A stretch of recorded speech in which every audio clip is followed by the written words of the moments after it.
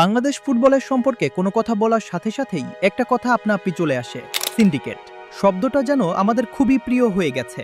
Football মাঠে কিছু ঘটনা ঘটলেই আমরা গণহারে বলে দেই, আরে এটা তো সিন্ডিকেট। সত্যি বলতে শব্দটা কিছুদিন আগেও আমার কাছেও হাস্যকর লাগতো, কিন্তু এখন বাংলা বুঝে না। সামটাইমস ওনার সাথে খেলো না, ওনার সাথে পাস দিও না। যারা ফুটবল সম্পর্কে টুকটাক কিছু খবর রাখেন তারা হয়তো এতক্ষণে এই পডকাস্ট কোনো না কোনোভাবে দেখে ফেলেছেন। সেই সাথে আরও একটি সুখবর সম্পর্কে নিশ্চয়ই জানেন, ট্রেভর আসছে বাংলাদেশে। কিন্তু প্রশ্ন একটা থেকেই যায়, সিন্ডিকেটের মারপ্যাচে দলে টিকতে পারবে তো ট্রেভর? দলে জায়গা পেলেও পাবেন কি সতীর্থদের সমর্থন? আসুন তাই জানি আজকের ভিডিওতে। তবে ভিডিও শুরুর আগে একটা রিকোয়েস্ট, অনেকদিনই ভিডিও বানানোর বাইরে ছিলাম, চ্যানেলের অবস্থাও তেমন ভালো না, তাই ভিডিওটি যদি আপনার সামনে আসে প্লিজ ভিডিওটাতে একটা লাইক দিয়ে দিবেন এবং অবশ্যই চ্যানেলটা সাবস্ক্রাইব করে দিবেন। তাহলে চলুন শুরু করা যাক। ভিডিওর শুরুতে আমাদের কয়েকটি ঘটনার দিকে নজর দিতে হবে। 2025 সালের মার্চ মাস এশিয়ান কাপ বাছাই পর্বে ভারতের বিপক্ষে ম্যাচের জন্য বাংলাদেশ জাতীয় দলের কোচ হাভিয়ের কাবরেরা 38 সদস্যের একটি প্রাথমিক দল ঘোষণা করেন। সেখানে অন্যতম চমক হিসেবে ডাক পান 18 বছর বয়সী লেফট ব্যাক ফাহমিদুল ইসলাম। তিনি সৌদি আরবের তায়েফে অনুষ্ঠিত বাংলাদেশ দলের প্রস্তুতি ক্যাম্পে যোগ দেন এবং বেশ ভালোই অনুশীলন করেন। কিন্তু চূড়ান্ত 23 সদস্যের স্কোয়াড ঘোষণার সময় তাকে বাদ দেওয়া হয়। ক্যাম্প শেষে দলের বাকিরা ভারতের উদ্দেশ্যে রওনা হলেও ফাহমিদুলকে সৌদি আরব থেকেই ইতালিতে ফেরত পাঠানো হয়। তাকে বাদ দেওয়ার পেছনে তখন কারণ হিসেবে যা বলা হয়েছিল তা ছিল রীতিমতো হাস্যকর। তাকে নিয়ে বলা হয়েছিল, ফাহমিদুল প্রতিভাবান হলেও জাতীয় দলের মূল স্কোয়াডে খেলার চাপ নেওয়ার জন্য তিনি ওই মুহূর্তে পুরোপুরি প্রস্তুত ছিলেন না। মানে বিষয়টা একবার চিন্তা করেন, ইতালির সিরিডি লিগে খেলা একজন প্রফেশনাল ফুটবলার নাকি ম্যাচের চাপ নিতে প্রস্তুত ছিল না। তাছাড়া শৃঙ্খলা ভঙ্গ, বয়স কম এবং দেশি প্লেয়ারদের অগ্রাধিকার দিতেই নাকি তাকে বাদ দেওয়া হয়েছিল। মানে বিষয়টা একবার লক্ষ্য করেন, দেশি প্লেয়ারদের অগ্রাধিকার দিতে আপনি একজন প্রতিভাবান প্লেয়ারকে বাদ দিয়ে দিচ্ছেন, যার ফলে সোশ্যাল মিডিয়ায় সমালোচনার পাশাপাশি বাফুফে ভবনের সামনে বাংলাদেশ ফুটবল আল্ট্রাস সহ সাধারণ সমর্থকরা অবস্থান কর্মসূচি ও লং মার্চের ডাক দেন। তাদের অভিযোগ ছিল, বাফুফের কোনো অভ্যন্তরীণ সিন্ডিকেটের কারণে ইউরোপে খেলা এই তরুণ প্রতিভাকে ইচ্ছাকৃতভাবে বাদ দেওয়া হয়েছে। তাছাড়াও বিপ্লব ভট্টাচার্য ও আব্দুল বাতেন মজুমদারের মতো সাবেক তারকা ফুটবলাররাও এই সিদ্ধান্তে হতাশা প্রকাশ করেন। পরের ঘটনাটি ঘটে একই বছরের জুন মাসে।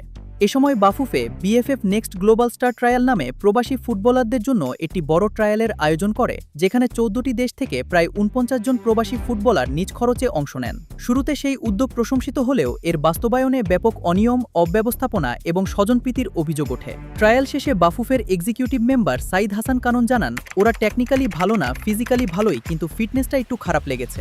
মানে বুঝছেন বিষয়টা। তাছাড়া সে সময় সেখানে দায়িত্বে থাকে কোচ সাইফুর বারি টিটু বলেছিলেন, দেশের ফুটবলাররা যেন বঞ্চিত না হয় সেদিকে নজর রাখতে হবে, শুধু বিদেশি হাইফ আছে বলেই তাকে দলে নেওয়া যাবে না। তাছাড়াও তিনি জানান, 3 দিনের এই ট্রায়াল থেকে নাকি জাতীয় দলের জন্য কাউকে যোগ্যই মনে হয়নি। তবে ঠিকই সেই ট্রায়াল থেকে অনূর্ধ্ব 20 দলের ক্যাম্পে ডাকা হয় ক্যাপসার হক, বিতোষক চাকমা, শামির মিয়া এবং জায়ান আহমেদকে। আর সেখান থেকে জায়ান আহমেদ তো বাংলাদেশ জাতীয় দলের নিয়মিত সদস্য। পরবর্তী যে ঘটনাটি বলবো তা খুবই সম্প্রীতি। মালদ্বীপের মালেতে অনুষ্ঠিত অনূর্ধ্ব 20 সাব চ্যাম্পিয়নশিপে ভারতকে ট্রাইব্রেকারে 4-3 গোলে হারিয়ে টানা দ্বিতীয়বারের মতো শিরোপা জিতেছে বাংলাদেশ। এই জয়ের পিছনে হয়তো সবচেয়ে গুরুত্বপূর্ণ পারফরম্যান্স করেছেন রোনান সুলেমান। শুরুর ম্যাচে ফ্রিকিক গোল থেকে ফাইনাল ম্যাচে লাস্ট পেনাল্টিতে পানেকা সবকিছুই জয় করে নিয়েছে এদেশের ফুটবল ভক্তদের মন। তবে শুরুর দিকে তার জন্যও এগুলো সহজ ছিল না। নিজেদের প্রথম ম্যাচে পাকিস্তানের মুখোমুখি হয়েছিল বাংলাদেশ। শুরুর একাদশে ডেকলেন সুলিবান ও ইব্রাহিম নেওয়াজ জায়গা না পেলেও জায়গা পায় রোনান সুলিবান। প্রথম অর্ধেই দেশি প্লেয়ারদের সাথে তার দূরত্ব খালি চোখেই দেখা যায়। ফয়সাল, মোর্শেদ, মানিকদের জঘন্য সেলফিশ গেম প্লে সবাইকেই হতাশ করেছিল। শুধু এই ছবিটা দেখেন, বক্সে রোনান সুলিবান পুরোপুরি ফাঁকা, তবুও মোর্শেদ আলী বল না ছেড়ে নিজেই ফার্স্টবারে ব্যর্থ ট্রাই করলো। তবে এটা শুধু একটা ঘটনা ছিল না, এরকম আরও কিছু ঘটনা খালি চোখেই দেখা গিয়েছিল। তবে এই সব কিছুকেই উপেক্ষা করে রোনান শুধু পারফরমেন্স করে গেছে। অন্যদিকে ডেকলেনও যতটুকু সময় পেয়েছেন নিজেকে উজাড় করে পারফরমেন্স করেছেন। তো এখানে 3টি ঘটনা থেকে একটি জিনিস পরিষ্কার, আর তা হলো দেশি ফুটবলার আর প্রবাসী ফুটবলারদের মধ্যে দূরত্ব। এটা ইন্টেনশনালি হোক বা আনইন্টেনশনালি হোক, এটা তো দিনের আলোর মতো পরিষ্কার যে দেশি প্লেয়াররা খুব সহজেই একজন প্রবাসী প্লেয়ারকে মেনে নিতে পারে না, যার পিছনে রয়েছে প্লেয়ারদের ইন গ্রুপ এবং আউট গ্রুপ বায়াস, গেটকিপিং বা স্ট্যাটাসকো বায়াস।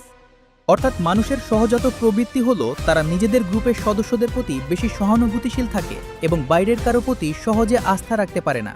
আবার পুরনো সদস্যরা গ্রুপের নিয়ন্ত্রণ, ঐতিহ্য বা সংস্কৃতি ধরে রাখার জন্য নতুন কাউকে সহজে দলে মিশতে বা প্রভাব বিস্তার করতে দিতে চায় না। তাছাড়াও মানুষ সাধারণত পরিবর্তন পছন্দ করে না, তারা যেমন আছে তেমনটাতেই স্বাচ্ছন্দ্য বোধ করে। ঠিক এ কারণেই বাইরে থেকে যখন কেউ দলে আসে তখন খুব তাড়াতাড়ি থিতু হতে পারে না, যেমনটাই হয়েছিল জামাল ভুঁইয়া, ফাহমিদুল কিংবা রোনান সুলিভানদের সাথে। ভাষার ব্যারিয়ারটাও এক্ষেত্রে গুরুত্বপূর্ণ ভূমিকা রাখে। এখন প্রশ্ন হচ্ছে, ট্রেভর ইসলামের বেলায়ও কি তাই হবে? প্রশ্নটার যদি সহজ উত্তর দেই তা হলো না।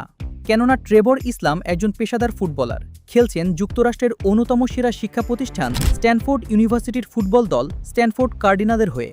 স্ট্যানফোর্ডের হয়ে চমৎকার পারফরম্যান্সের জন্য কিছুদিন আগেই তিনি SSC co-offensive player of the week নির্বাচিত হয়েছিলেন। অন্যদিকে বাংলাদেশে চলছে ফুটবলের জোয়ার। দলে হামজা চৌধুরী, সমিত সোম, জায়ান আহমেদ, ফাহমিদুলরা নিয়মিত মুখ। তাছাড়াও বয়সভিত্তিক দলেও খেলছে একাধিক প্রবাসী ফুটবলার। তাই ট্রেভর ইসলামের দলে জায়গা পাওয়াটা বেশি সমস্যার কিছু হবে না। তবে তার সে জায়গা ধরে রাখতে হলে অবশ্যই তাকে দলের সাথে মানিয়ে নিতে হবে। বাংলাদেশ জাতীয় দল দীর্ঘ সময় ধরে একজন নিখাত গোল স্কোরারের অভাবে ভুগছে। বক্সের ভেতরে ফিনিশিংয়ে দুর্বলতার কারণে টেকটিক্যালি ভালো খেলেও অনেক সময় কাঙ্ক্ষিত ফল আসে না। এনসিএ এর মতো ফিজিক্যাল ও টেকটিক্যাল লিগে নিয়মিত গোল করা 21 বছর বয়সী ট্রেভর ইসলামকে তাই অনেকেই সেই স্ট্রাইকার সংকটের সমাধান হিসেবে দেখছেন। আধুনিক ফুটবলের দীক্ষা নিয়ে আসা এই তরুণের অন্তর্ভুক্তি জাতীয় দলের আক্রমণ ভাগের চেহারাই পাল্টে দিতে পারেন বলে বিশ্বাস করেন এদেশের হাজারো ফুটবল ভক্তরা। আপনি কি মনে করেন, বাংলাদেশের নাম্বার 9 এর অভাব কি ঘুচাতে পারবে ট্রেভর ইসলাম?